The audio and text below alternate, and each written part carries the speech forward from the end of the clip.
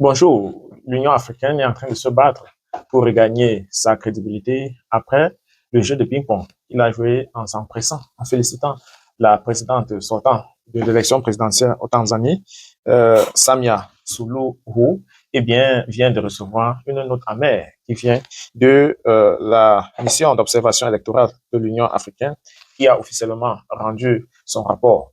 Dans ce numéro, nous nous questionnons de savoir quelle était l'importance de l'Union africaine de sortir si vite pour se prononcer sur un dossier qui pouvait prendre un peu du temps. Avec ce rapport de la commission d'observation électorale qui n'est pas favorable aux résultats de l'élection de Tanzanie, on se demande alors tout ce que l'AES a toujours pensé de l'Union africaine et même de la CEDEAO n'est-elle pas finalement arrivée à une vérité une fois que cette organisation, cette bloc africaine est coincée, est épinglé dans ce dossier de Tanzanie, est-ce que cela pourrait faire en sorte que les prochaines élections à venir sur le continent ne soient pas soumises à cet organisme-là, ou alors que son point de vue n'est pas pris en considération? Bienvenue si c'est votre premier.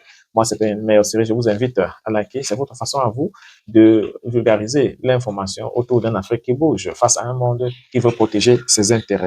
Alors, à la suite de la récente élection présidentielle en République unie de Tanzanie et la prestation de serment de la présidente Samia Suluhu Hassan, la mission d'observation électorale de l'Union africaine donc, a officiellement remis son rapport. Ce rapport met donc la lumière sur plusieurs irrégularités qui soulèvent de sérieuses inquiétudes quant à l'intégrité démocratique du processus électoral.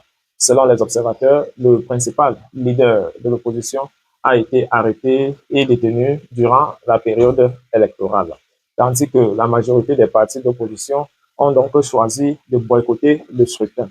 Malgré cette absence de concurrence, les élections ont eu lieu et Samia Suluhu a donc été proclamé vainqueur.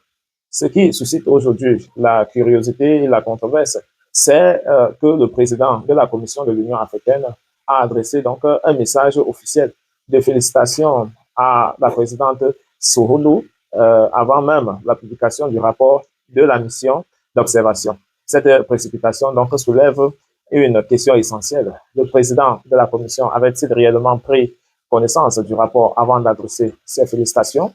Une incohérence jette donc le doute sur la neutralité et la crédibilité de l'Union africaine. Beaucoup de citoyens africains se demandent désormais, l'Union africaine est-elle du côté des peuples ou alors du côté des dirigeants?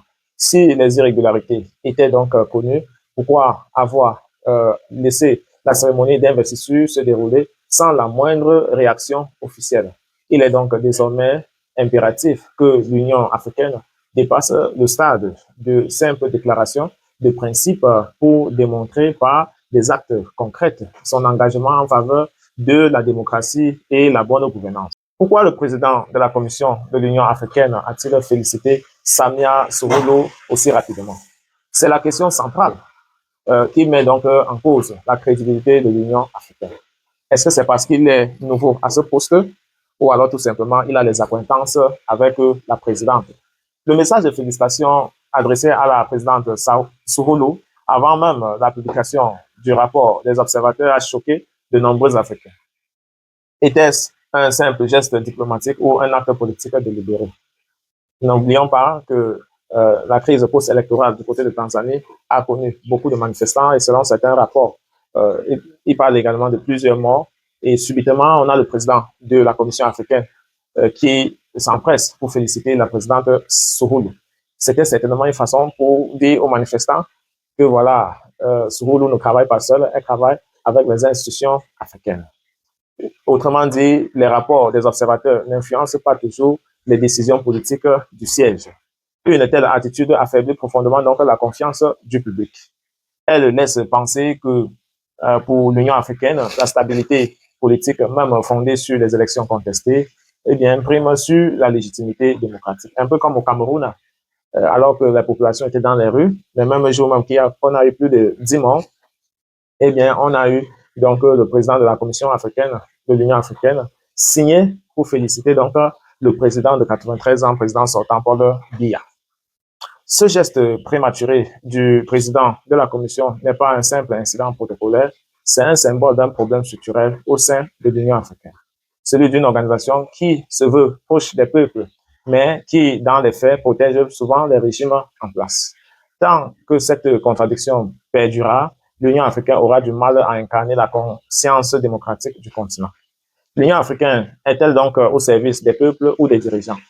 Sans être préemptoire, l'on se serait penché rapidement à la deuxième alternative, qui est probable que l'Union africaine est née avec la noble ambition pour promouvoir la paix, l'unité, la solidarité et la démocratie. Mais souvent, dans les pratiques, sans action, ces actions donnent souvent l'impression qu'elles défendent d'abord les gouvernements en place plutôt que les citoyens. De nombreux exemples récents confirment cette tendance au Tchad, au Gabon, au Zimbabwe ou encore en Guinée, sans oublier le Cameroun et la Côte d'Ivoire.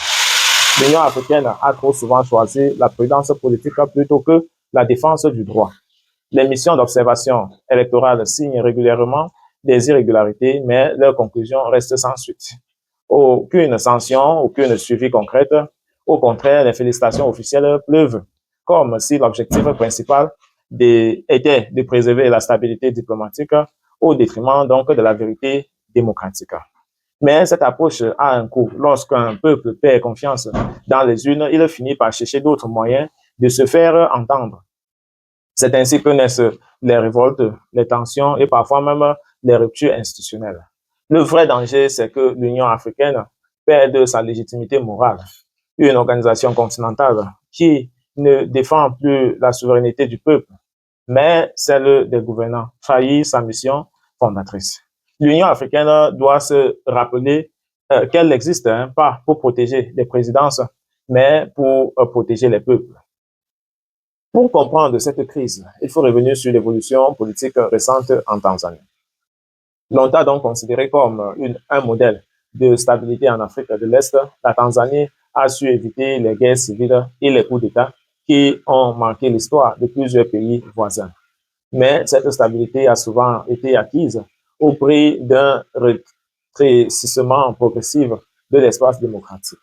Sous la présidence de feu John Magufuli, le parti au pouvoir, le Chamacha Mabinzundi CCM, a renforcé son contrôle sur toutes les institutions de l'État, la justice, les médias et même la société civile. Les opposants étaient harcelés, les manifestants interdits et les journalistes réduits au silence. La mort de Magufuli, beaucoup Africains ont espéré que sa successeur, Samia Suluhu Hassan, ouvrait donc une nouvelle ère de dialogue et de réforme. Malheureusement, les récentes élections semblent avoir prolongé les mêmes pratiques. Les arrestations du chef de l'opposition, Freeman Mbowe, et le boycott des urnes par la majorité des partis de l'opposition qui montrent donc une démocratie fragilisée. Un scrutin sans opposition réelle n'est pas une compétition électorale, c'est une formalité politique. Ainsi, lors de la mission d'observation parle donc d'irrégularité. Elle ne dénonce pas seulement les erreurs de la procédure, elle met le doigt donc sur un problème plus profond, la dérive autoritaire et la fermeture de l'espace politique tanzanien. Que fait donc l'Union africaine pour établir la crédibilité du processus démocratique en Tanzanie? Il est encore temps d'agir. D'abord, l'Union africaine doit donc accompagner la Tanzanie dans un processus de réforme constitutionnelle et électorale.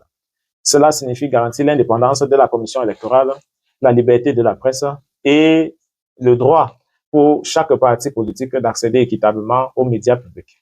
Ensuite, elle doit encourager un dialogue national inclusif entre le parti au pouvoir et les oppositions. Ce dialogue facilité par des acteurs neutres pourrait donc permettre de restaurer la confiance du peuple dans le processus électoral. Troisièmement, il faut réformer les mécanismes internes de l'Union africaine. Les missions d'observation ne doivent plus être de simples formalités diplomatiques. Leurs conclusions doivent déboucher sur des mesures concrètes, qu'il s'agisse de pression politique, de médiation ou, si nécessaire, de sanctions ciblées. Enfin, l'Union africaine doit écouter les peuples africains. La légitimité politique ne vient pas des institutions, mais de la volonté populaire. Si l'Union veut regagner la confiance des citoyens, elle doit prouver qu'elle agit pour eux, pas pour préserver l'ordre établi.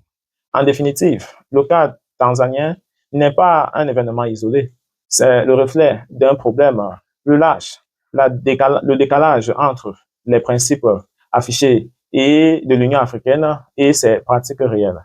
L'élection contestée en Tanzanie, le rapport accablant de la mission d'observation et la félicitation précipitée de la présidente Sahulu illustre la fragilité d'une union tiraillée entre diplomatie et démocratie. Si l'Union africaine veut redevenir une institution crédible, elle doit cesser d'être une simple spectatrice des dérives électorales. Elle doit devenir une force d'action, une voix ferme pour la justice, la vérité et la volonté du peuple africain. Parce que le silence face à l'injustice, c'est déjà une forme de complicité. Et parce qu'une démocratie trahie met toute une génération en danger. Le choix est clair. L'Union africaine doit décider entre l'Union des peuples africains ou rester le syndicat des présidents. Alors, est-ce que l'AS avait raison de partir de tous ces blocs régionaux? Si c'est oui, dites-nous pourquoi. Si c'est non, dites-nous pourquoi. Voilà qui met stop et fin à cette autre livraison. D'ici un autre, prenez soin de vous quoi qu'il arrive. Gardez le sourire et bien le bonjour.